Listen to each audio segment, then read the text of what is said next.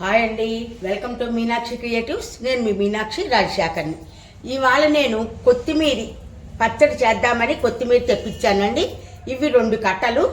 ఈ 2 కట్టల్ని మనం శుభ్రంగా కడిగేసుకుని ముక్కలు తరుక్కుని మిగతాది మీకు ప్రాసెస్ చూపిస్తాను. మనం ఈ కొత్తిమీరని చక్కగా కట్ చేసేసుకుందాం. ఇలా కట్ చేసేసి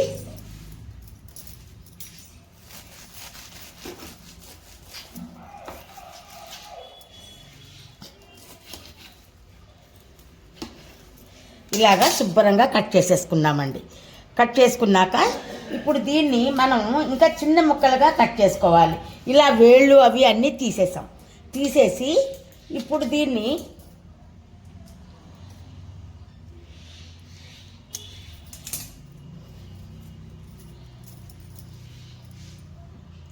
దీన్ని మనం చిన్న ముక్కల కింద కట్ చేసుకుందాం. ఇలాగా మొత్తం అంతా కట్ చేసేసాక మనం ఆకు బాగుందా లేదా అన్నది అంతా చూసుకుందాం. ఇలాగంతా కట్ చేసేసుకుందాం. ఈ కట్టను కూడా ఇలాగ మనం కట్ చేసేసుకుందాం. అంతా కట్ చేసేసుకుని ఇప్పుడు దీన్ని మనం ఒక్కసారి చెక్ చేసుకుందాం. ఎలా ఉంది చూసారా? ఇంకా ఇలాగా దీనిగా ఇలా ఆకులు పాడైనవి ఉంటాయి, ఇవన్నీ తీసేసుకోవాలి. చక్కగా ఇలాగా అన్నీ కూడా మనం తీసేసుకుని ముందుగా మనం ఒక గిన్నెతో నీళ్లు పెట్టుకుని ఈ నీళ్ళలో దీన్ని కడిగేసుకుందాం. 2-3 సార్లు కడుక్కోవాలండి. ఒక్కసారి కడిగితే సరిపోదన్నమాట. ఎందుకంటే ఇది చాలా ఎక్కువ చెత్త ఉంటుందండి. వాళ్ళు పాపం రైతులు పండిస్తారు కదా అండి, పండించినప్పుడు దీన్ని ఇది చేస్తారు. ఇలాగ మనము శుభ్రంగా కడిగేసుకుని దీన్ని కడిగేసి ఈ కన్నాల పళ్ళల్లోకి దీన్ని ట్రాన్స్ఫర్ చేద్దాం. ఎందుకంటే ఇది మళ్ళీ కడగాలి కదా, అది మనం శుభ్రంగా దీంట్లో కడుక్కుందాం. అలాగనే కొత్తిమీర కారప్పొడి కూడా మీకు ఈ వీడియోలో నేను చేసి చూపిస్తాను.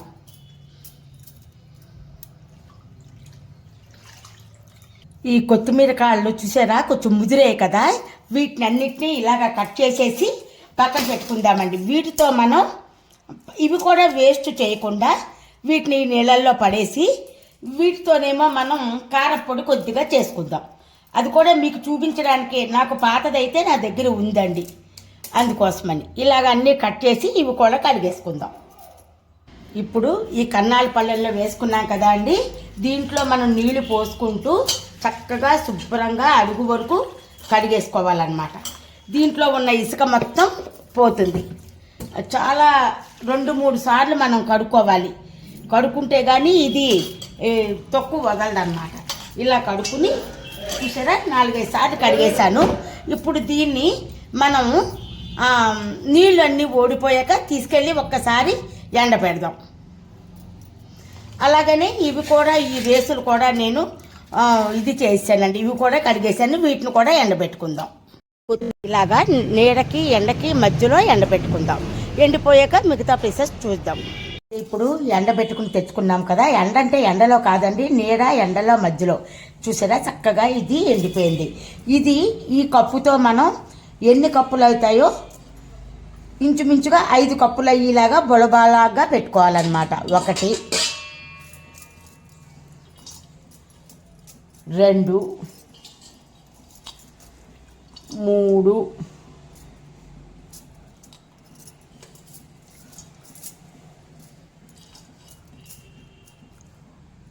4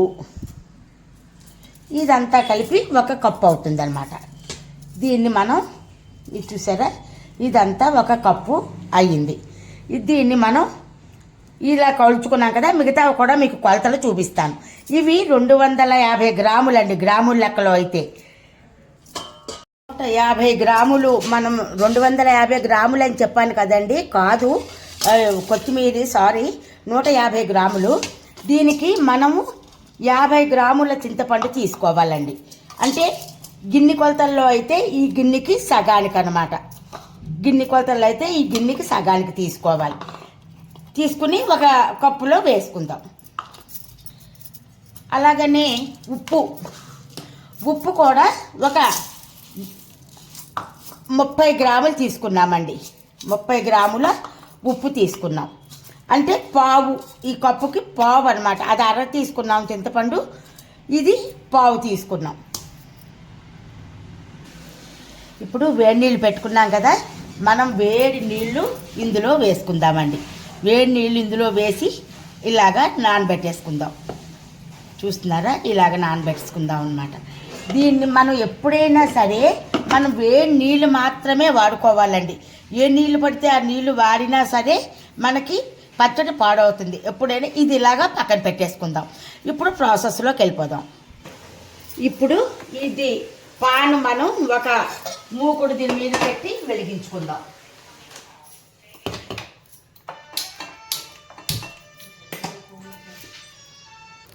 ఇప్పుడు దీంట్లో మనం చూడండి నూనె వేసుకుంటున్నాం అనమాట. నూనె అయితేనే మనకి నిల్వ ఉంటుంది, బాగుంటుందండి అదనమాట. అయితే ఇప్పుడు దీన్ని వేడి చేసి దీంట్లో ఇప్పుడు ఈ కొత్తిమీర వేసి వేసుకుందాం.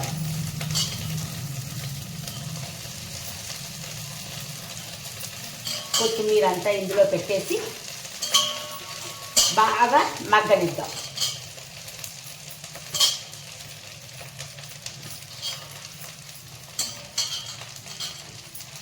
అంతేనండి, అది మగ్గుతూ ఉంటుంది. మనం మూత పెట్టేసుకుందాం. ఇప్పుడు మనం ఒకసారి కలిపి మళ్ళీ మూత పెట్టుకుందాం.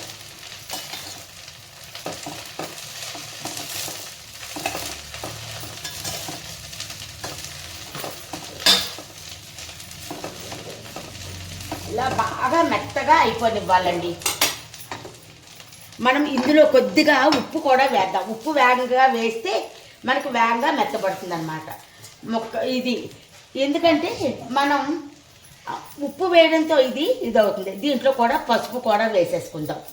ఈ నీటికి ఉప్పు కరిగిపోతుంది. ఈ వేడికి నీటికి కరిగి ఇది వేగంగా ఆకు మెత్తబడుతుంది. ఇప్పుడు మళ్ళీ మూత పెట్టేసుకుందాం. ఇది అయిపోయే లోపుని మనం మూకుడు పెట్టుకుని మనం మెంతులు కూడా వేచేసుకుందాం.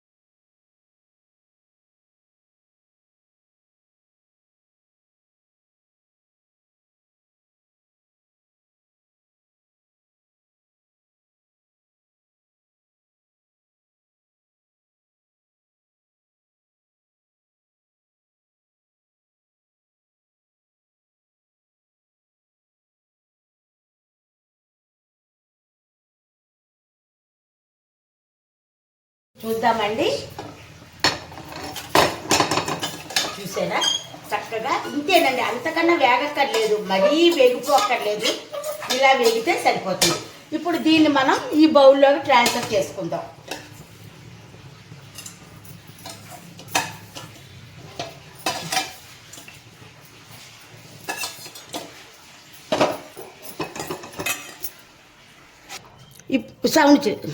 ఇప్పుడు ఈ మూకుల్లో మనం వేడి చేసి పెట్టుకున్నాం కదా, ఇవి వేడి నీళ్లు వేసి పెట్టుకున్నాం కదా చింతపండు, దీన్ని కూడా ఇందులో నేను వేసేస్తున్నాను.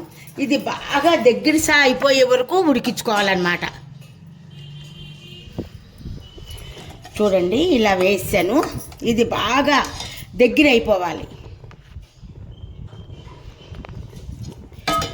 దగ్గర అయ్యే వరకు ఉడికించుకోవాలి. ఇప్పుడు ఈ మిగతా ఉప్పును కూడా దీంట్లో వేసేసుకుందాం. ఎందుకంటే ఇది కళ్ళుప్పు కదా అండి, అందుకు ముందుగా వేసేస్తున్నాను అనమాట. కళ్ళుప్పులు అయితేనే పచ్చడికి మన కరెక్ట్ కొలతలు తెలుస్తాయి. దీన్ని దగ్గరగా ఉడికించేసుకోవాలి.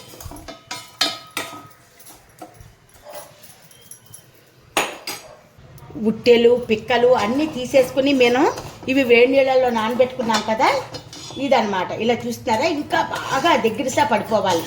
దగ్గరసా పడ్డాక మనం ఆపుకోవాలన్నమాట. చూస్తున్నారా, ఇలా ఉడికిపోతుంది. ఇలా ఉడికి బాగా దగ్గరసా నీళ్ళన్నీ కూడా ఎంత వేడి నీళ్ళైనా మనం దగ్గరగా అయిపోనివ్వాలి. చూస్తున్నారా, ఇలా ఉడికిపోయింది, దగ్గరసా అయిపోయింది, ఇందాకల కన్నా దగ్గరసా అయిపోయింది. దీన్ని మనం పక్కన తీసి పెట్టుకుందాం. ఇది పూర్తిగా చల్లారిపోవాలి. అలాగని ఇది కూడా పూర్తిగా చల్లారిపోవాలి. ఇది పూర్తిగా చల్లారిపోయింది. దీన్ని మనం మిక్సీ జార్లోకి తీసుకుందాం.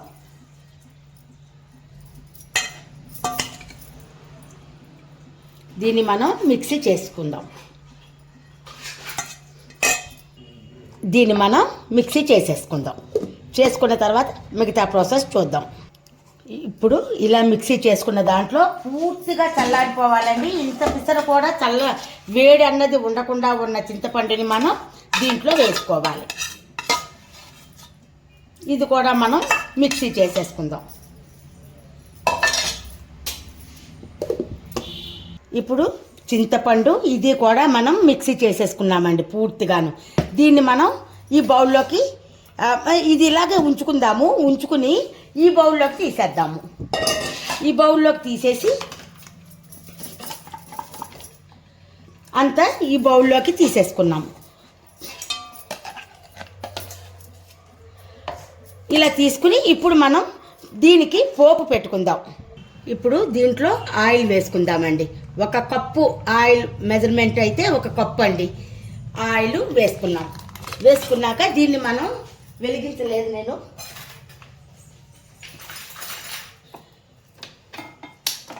వెలిగించుకుని నూనె కాగుతూ ఉంటుంది. ఇది నూనె కాగే లోపుని మనం కారం కూడా ఇందులో వేసేసుకుందాం.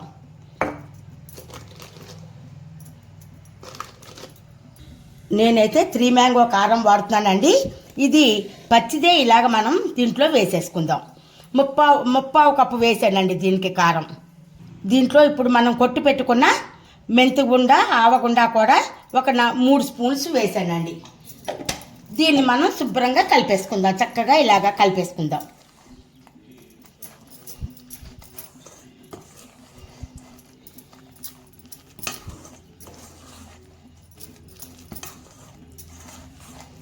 ఇది కంటికి చాలా మంచిదండి. అనేక రకాలైన ఉపయోగాలు ఉన్నాయి మనం కొత్తిమీర తినడం వల్ల.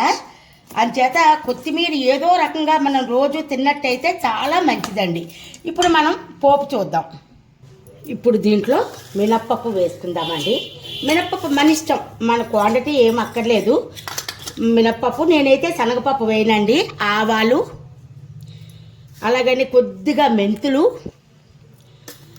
జీలకర్ర కొద్దిగా. నేనైతే వెల్లుల్లిపాయలు వేయనండి, ఎందుకంటే ఇది మనం పూజలు అవి చేసుకున్నప్పుడు అది తినడానికి అవ్వదు కదా, అందుకోసమని వెల్లుల్లిపాయ వేయను. కానీ కొత్తిమీర వాసనతోనే, అది ఇంగువ కొత్తిమీర వాసనతోనే చాలా బాగుంటుంది అన్నమాట. ఇప్పుడు దీంట్లో ఎండుమిరపకాయలు కూడా వేసుకుందామండి. తుంచకుండా వేస్తున్నాను, చూస్తున్నారు కదా, తుంచకుండా ఎండుమిరపకాయలు వేస్తున్నాను. అలాగని ఇంగువ, మెయిన్ ఇంగ్రీడియంట్ ఇంగువ. అది కూడా వేసేసాను. పోపు చక్కగా వేగిపోయింది. ఇప్పుడు దీన్ని మనం ఆపేద్దామండి. ఆపేసి చల్లారాక అప్పుడు మనం దాంట్లో వేద్దాం. ఇప్పుడు దీంట్లో కరివేపాకు మర్చిపోయాను, కరివేపాకు రబ్బలు వేసుకుంటానండి. అంతే. ఇది చల్లారాక మనం మిగతా ప్రాసెస్ చూపిస్తాను. ఇప్పుడు చల్లారిన ఈ నూనె దీంట్లో వేసేద్దామండి. వేసేసి పోపులతో సహా అన్నీ వేసేద్దాం. వేసేసి దీన్ని చక్కగా కలిపేసుకుందాం.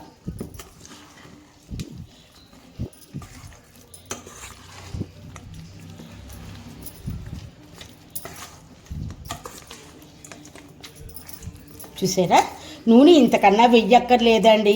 నూనెలు పోసేసుకుని ఆరోగ్యాలు పాడు చేసుకోవడం అనవసరం. ఇంతకన్నా ఏ పచ్చడికైనా నూనె వెయ్యక్కర్లేదు, పాడవదు కూడానండి. నూనె ఎక్కువ ఉంటేనే పచ్చళ్ళు బాగుంటాయి అన్నది ఏమీ లేదండి. మనం పెట్టే కొలతల ప్రకారం పెడితే పచ్చళ్ళు అన్నీ కూడా బాగుంటాయండి. ఇదిగోటండి. ఇప్పుడు దీన్ని మనం ఒక బాటిల్లోకి తీసేసుకుందాం. ఇలాగా ఒక గాజు సీసా అయితే మంచిది, లేదనుకోండి మరి ఇంకా ఏదైనా తప్పదు. ఇలాగా మనం ఈ పచ్చడి అంతటినీ కూడా ఒక గాజు బౌల్లో పెట్టేసుకుందాం. చూస్తున్నారా, ఈ సీసాతో సీసాడు వచ్చిందనమాట. 2 కట్టలు మనం చేస్తేనే చాలా బాగుంటుందండి. ఇది మీరందరూ కూడా చేసి ఎలా ఉందో కామెంట్ సెక్షన్లో నాకు తెలియపరచండి. దీంట్లో కొంతమంది బెల్లం కూడా వేసుకుంటారండి. నేనైతే స్కిప్ చేశాను, బెల్లం వేయలేదు. ఈ వీడియోని మీకు నచ్చినట్టయితే లైక్ చేయండి, షేర్ చేయండి, బెల్ ఐకాన్ని క్లిక్ చేయండి. మా కొత్త నోటిఫికేషన్స్ మీకు వస్తాయి. సర్వే జనో సుఖనో భవంతు. అందరూ బాగుండాలి, అందులో మనం ఉండాలన్నదే మన కాన్సెప్ట్ కదా అండి. ఉంటానండి. మీ మీనాక్షి రాజశేఖర్.